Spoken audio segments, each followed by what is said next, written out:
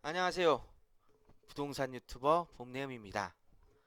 이번 시간에는 강북구 미아동의 롯, 꿈의 숲, 꿈의 숲 롯데캐슬을 분석하는 시간을 가져보도록 하겠습니다.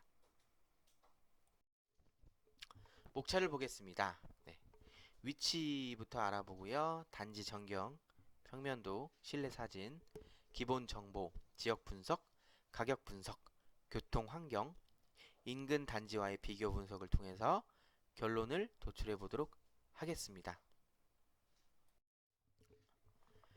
위치입니다. 강북구 미아동은 서울에서도 거의 최북단, 동북단에 위치해 있고요. 왼쪽으로는 경기도 고양시, 위쪽으로는 여기 지도에는 안 보이지만 경기도 양주시, 오른쪽으로는 노원구, 도봉구가 인접해 있고요. 아래쪽으로는 지금 성북구, 성북구와 인접해 있는 것을 보실 수가 있겠습니다. 다음으로 롯데캐슬이 위치한 미아동을 보시겠습니다. 지금 꿈의 숲 롯데캐슬 주소가 미아동으로 되어 있거든요. 근데 지도에는 지금 보시면 여기 송중동이라고 있죠. 그 꿈의 숲 롯데캐슬이 위치해 있는 동은 송중동이거든요.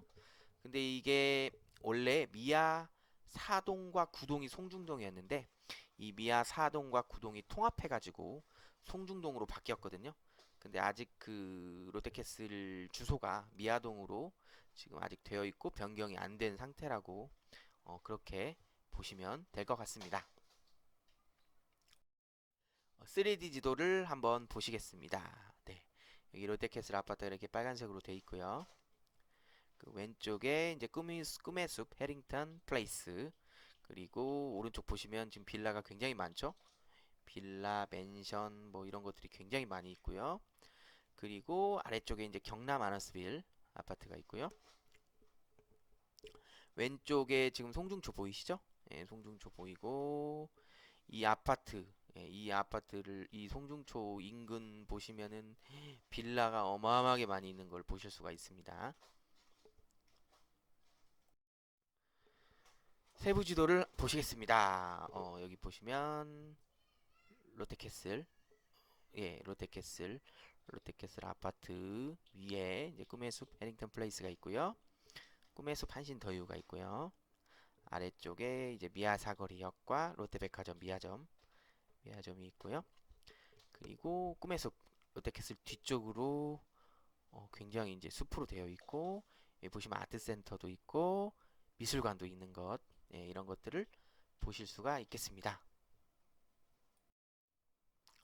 다음으로 단지 전경입니다. 네, 꿈의 숲 롯데캐슬 단지의 모습이고요. 웅장하죠. 이렇게 보면. 그리고 와, 정문 정말 웅장하죠. 정문의 모습이고요. 단지 내부의 모습입니다. 확실히 지금 이게 얼마 안 된 신축 단지다 그런지 지금 단지들이 내부가 굉장히 깔끔한 것을 보실 수가 있습니다. 네, 다음으로 단지 주변 분위기는 어떠할까? 이걸 한번 보겠습니다. 지금 오른쪽하고 옆쪽 라인은 사실은 숲으로 막혀 있다 보니까 이게 단지 뷰가 조금 어려워가지고 좀 촬영이 안 됐고요. 지금 이거는 이제 정문 인근 모습입니다. 이렇게 도로가로 되어 있고요. 반대쪽에 아파트 단지가 있고요. 그리고 여기는 지금 숲으로 들어가는 바로 이게 숲하고 붙어 있다 보니까 이런 형태로 되어 있다는 걸 한번 참고하시면 좋을 것 같습니다. 다음으로 로얄동은 어디일까 한번 보겠습니다. 이 지도는 지금 제가 이 꿈의 숲 롯데캐슬의 그 형태대로 이 동 배치를 이렇게 회전을 해가지고 이렇게 나타냈거든요. 그래서 보시면은 꿈의 숲 롯데캐슬 같은 경우에는 지금 아무래도 이제 4호선 미아사거리역 그리고 송중초가 어디하고 가까운가, 이게 일단은 그 로얄동, 우리가 흔히 말하는 로얄동의 그 기준이라고 보시면 되겠는데요. 송중초는 여기 보시면 여기 아랫동 쪽, 여기 101동 쪽이 가깝죠. 그리고 101동 쪽이 또 미아사거리역도 가깝네요. 그러다 보니까 아무래도 여기 아랫동 쪽 있죠. 101, 102, 103, 104동 쪽, 그리고 여기 107동까지 이쪽 라인이 아무래도 좀 로얄동으로 우리가 봐야지 않을까. 그치만은 이제 뭐 또 조용하거나 이제 숲뷰나든가 이런 것들 고요한 걸 좋아하시는 분들은 또 이쪽 뷰도 로얄동으로 볼 수가 있겠습니다. 네, 다음으로 평면도를 보시겠습니다. 네, 32 A타입, 32평 A타입과 B타입, C타입의 모습입니다. A타입의 형태입니다. 네, 3베이 형태고요. 네, 안방이 여기 앞에 쪽에 없고 뒤쪽으로 돼 있고요. 그리고 주방이 굉장히 신기합니다. 이렇게 약간 이렇게 형태가 좀 다른 형태죠. 일반적으로 보는 형태가 아닌 그런 형태로 되어 있고요. B타입, B타입은 투베이고요. 방 두 개가 반대쪽에 있고요. 마통풍 되는 구조로 되어 있는 B타입입니다. C타입이 일반적으로 우리가 보는 A타입이죠. 3베이의 A타입. 예, 그 형태랑 너무 흡사하다고 보시면 되겠습니다. 네. 다음으로 실내 사진입니다. 네, 좀 한번 보시고요. 지금 보시면은 바닥 상태, 그리고 여기는 지금 드레스룸이 굉장히 좀 폭이 깊죠? 폭이 깊고, 그다음에 이제 아트월 부분, 그리고 창호 부분, 네, 이렇게, 그리고 화장실 형태, 네, 이렇게 한번 보실 수가 있겠습니다. 이런 자재나 창호 같은 거 보시고 참고하시면 될 것 같습니다. 다음으로 기본 정보입니다. 네, 꿈의 숲 롯데캐슬은 미아동에 위치해 있고요. 2017년식이고요. 615세대, 용적률은 189%고요. 시공사는 롯데건설입니다. 최고층은 15개층까지 있고요.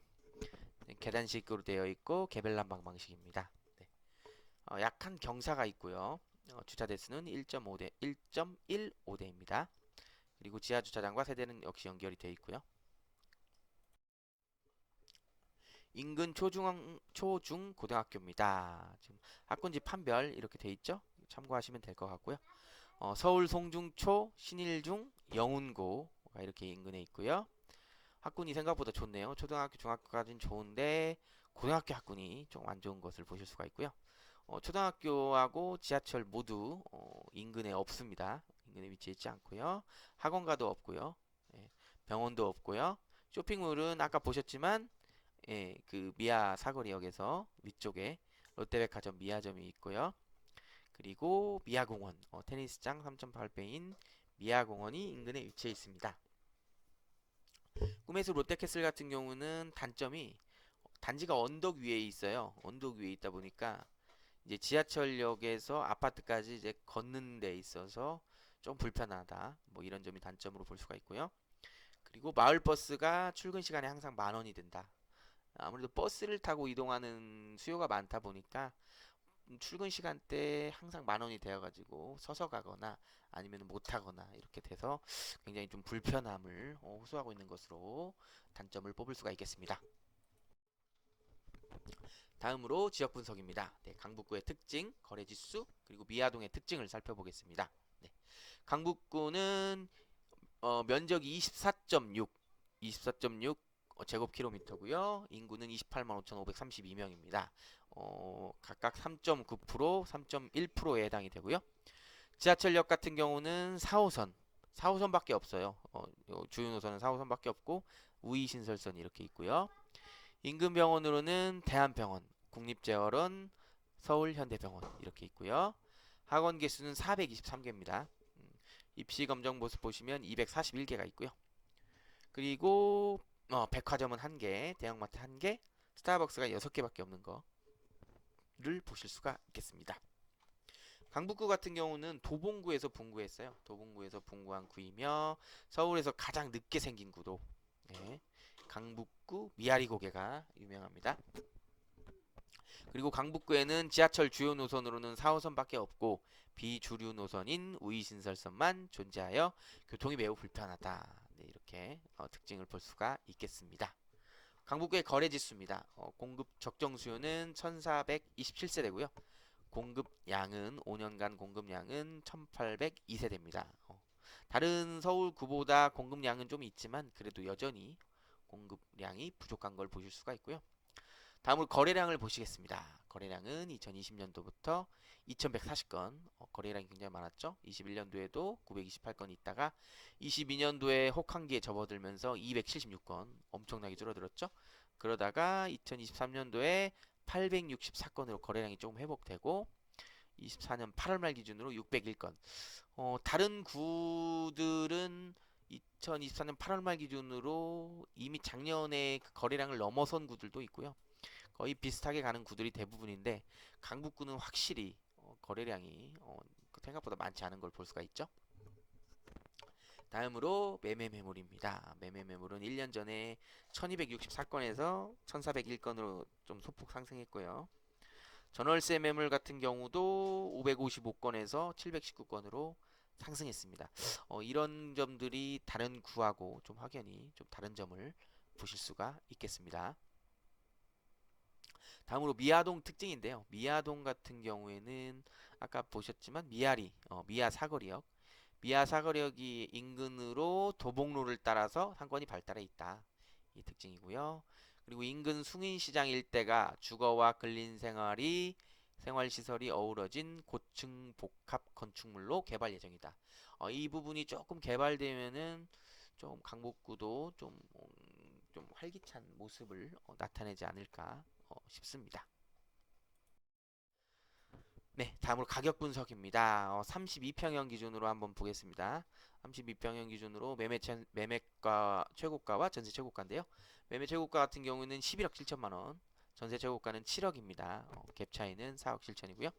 32평의 세대수는 615세대 중에 세대수 중에 382세대 대부분의 세대수를 차지하고 있고요. 다음으로 전체 평형의 매매 전세 건수입니다. 네, 2024년 6월 말 기준이고요. 실거래 건수 같은 경우에는 22년도에 3건, 굉장히 적었고 11건, 7건. 실거래 건수가 상당히 좀 저조한 걸 세대수에 비해서 좀 적은 것을 볼 수가 있고요. 그 다음에 이제 전세 건수는 20건, 55건, 15건. 전세 건수도 23년도에 좀 있긴 했지만 그래도 생각보다 많지 않은 것을 좀 볼 수가 있겠습니다. 다음으로 32평형의 최근 거래가입니다. 네, 보시면 지금 이게 약간 오타가 있는 것 같은데 오타가 살짝 있습니다. 네, 7월에 한 건, 8월에 한 건 이렇게 있었어요. 한 건 있었고 한 달 사이에 지금 네, 3천만 원, 3천만 원이 좀 거래가가 상승한 것을 볼 수가 있겠습니다. 지금 보시면은 최저가를 23년 12월에 7억 8천까지 좀 최대 떨어졌었죠. 떨어졌다가 이렇게 24년도 초부터 이제 반등을 이제 서서히 초부터 서서히 하다가 결국에 8억 9천까지 지금 약 1억 정도가 상승한 것을 보실 수가 있겠습니다. 다음으로 KB 시세와 호가입니다. 32평형 기준이고요. KB 시세는 지금 8억 7천, 8억 7천으로 아직도 전고점에 비해서 한참 못 미쳐 있죠. 미쳐 있고 최고가가 12억입니다. 굉장히 높게 잡았죠. 지금 보시면 최고가가 KB 시세 대비 지금 3억 이상입니다. 이렇게 높게 해놨고요. 최저고가는 8억 5천. 이게 정상이죠, 원래? 예, 그렇게 보시면 되겠습니다. 다음으로 교통환경입니다. 아파트와 업무지구 7대 업무지구가 있거든요. 서울 7대 업무지구와 그리고 판교 업무지구까지의 거리와 시간을 보도록 하겠습니다. 오전 6시 출발 기준이고요. 강남 같은 경우에는 지금 대중교통 이용했을 때 1시간 4분이 걸립니다. 1시간 4분 걸리고 자차 이동 시 36분 걸리고요. 그 다음에 시청역 같은 경우에는 대중교통 44분, 자차 28분. 그다음에 구디역 같은 경우에는 1시간 9분, 46분. 가디역은 1시간 8분, 41분 이렇게 걸립니다. 지금 보시면 강남 같은 경우 지금 벌써 20분 이상의 차이가 나요. 여기는 20분까지는 아니지만 대체적으로 좀 20분 이상 차이 나는 거는 대중교통이 생각보다 좋지 않다. 네. 이렇게 좀 보실 수가 있고 보시면 지하철은 없죠. 대중교통 수단이 여기는 그래도 지하철이 있는데 이쪽 서울역이나 강남 쪽은 대중교통 수단이 없다. 그러다 보니까 시간이 더 걸린다. 이렇게 좀 보시면 될 것 같습니다. 그리고 여의도역 5호선까지 50분 32분, 그 다음에 마곡역은 39분, 1시간 13분. 아, 이게 지금 거꾸로 됐습니다. 거꾸로 됐는데 여기가 1시간 13분이 그 교통편이고요. 대중교통이고 39분이 그 자차 이동이라고 보시면 되고요. 그다음에 여기는 1시간 그다음에 26분. 1시간 42분. 디지털 미디어 시티역, DMCT역 같은 경우에는 대중교통 여건이 굉장히 안 좋고 열악하다. 지금 보시면은 이게 1시간이 걸리는 거리인데 자차로 26분이면은 벌써 지금 30분 이상이 차이가 나거든요. 그래서 굉장히 좀 대중교통으로 이동하기가 DMC역 같은 경우는 좀 불편하다. 이렇게 보시면 되고 여기도 마찬가지예요. 마곡역도 불편하다는 걸 볼 수가 있죠. 예, 거의 30분 이상 차이 나고요. 여기는 한 20분 정도 차이 나네요. 여의도는 여기도 차이가 좀 많이 납니다. 예. 그래서 이게 꿈의 숲 롯데캐슬의 위치가 사실상 그렇게 막 위치가 좋진 않다. 이렇게 좀 볼 수가 있겠습니다. 다음으로 인근 단지 비교 분석입니다. 네, 꿈의 숲 롯데캐슬 아파트 그리고 이렇게 인근에 있는 아파트들 간의 비교를 한번 보실 텐데요. 지금 우선 쭉 보시면 연식부터 보시면 17년식, 19년 대부분 신축이죠. 신축, 준신축, 신축 이렇게 있고 여기 밑에 쪽 미아동부 센트레빌부터 해가지고 미아동부 센트레빌, 송천 센트레빌 그리고 레미안 트리베라 그리고 트리베라 2단지 왼쪽 저기 미아사거리역 기준으로 왼쪽에 있는 단지들 같은 미아동인데 이 미아사거리역 기준으로 왼쪽에 있는 단지들이 좀 구축으로 좀 접어들고 있는 것을 볼 수가 있고요. 보시면 세대수도 저기 미아동구하고 이쪽 송천 쪽은 세대수가 좀 적죠. 적고 꿈에서 반신도유도 세대수가 좀 적은 모습 볼 수가 있고요. 평당가 한번 비교해 볼게요. 평당가 한번 비교해 보면 2,800, 2,700, 2,800, 2,700이고 제일 높은 데가 여기 송천 센트럴이 2차네요. 아무래도 여기가 지하철역에서 제일 가깝죠. 연식은 2010년식임에도 불구하고 지하철역에서 제일 가깝다 보니까 여기가 지금 평당가가 제일 높다는 것을 볼 수가 있고요. 그리고 트리베라하고 동부센트레빌 그리고 오늘 우리가 알아보는 지금 꿈의 숲 롯데캐슬 2,800 꿈의 숲 롯데캐슬도 2,800이고요. 해링턴 플레이스 2,700 꿈의 숲이 뭐 거의 비슷하죠. 해링턴이나 그렇게 좀 인근 단지와 가격을 좀 보시면 될 것 같고요. 지금 보시면은 대부분 약한 경사 형태로 되어 있고 여기 지금 꿈의 숲하고 한신더유는 굉장히 경사가 가파르게 되어 있습니다. 네, 그렇게 보시면 되고 그리고 평진곳은 미아동부 센트레빌이다. 그래서 사실 미아동부 센트레빌이 그래도 좀 호가가 예, 그래도 구축이거든요. 제일 구축임에도 평당가가 그렇게 낮은 건 아니다. 좀 그렇게 좀 긍정적으로 좀 보실 수가 있을 것 같습니다. 네, 드디어 결론을 도출할 시간입니다. 네, 아무리 강조해도 지나치지 않은 우리가 아파트에 투자하기 전 반드시 고려해야 할 사항, 황금성, 네, 투자 후 내가 원하는 시점에 현금화를 시킬 수 있는지 확인하는 것이고요. 수익성, 투자한 원금 대비 수익성이 얼마나 되는지 확인하는 것이고요. 리스크 관리, 현재 나의 자산, 현재 나의 연봉에 따라서 대출을 할 수 있는 금액이 얼마인지 확인하고 대출을 매월 얼마씩 상환해야 되는지 확인하는 리스크 관리까지 네, 이 세 가지를 반드시 확인하시고 투자해 나가시길 바라겠고요. 다음으로 입지 점수 시간입니다. 네, 마지막으로 입지 점수 시간인데요.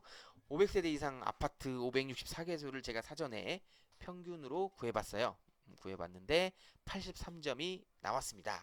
네, 과연 꿈의 숲 롯데캐슬 아파트의 입지 점수는 몇 점일까요? 두구두구두구두구두구두구두구두구두구두구두구두구두구두구두구 네, 바로 61점이 나왔네요.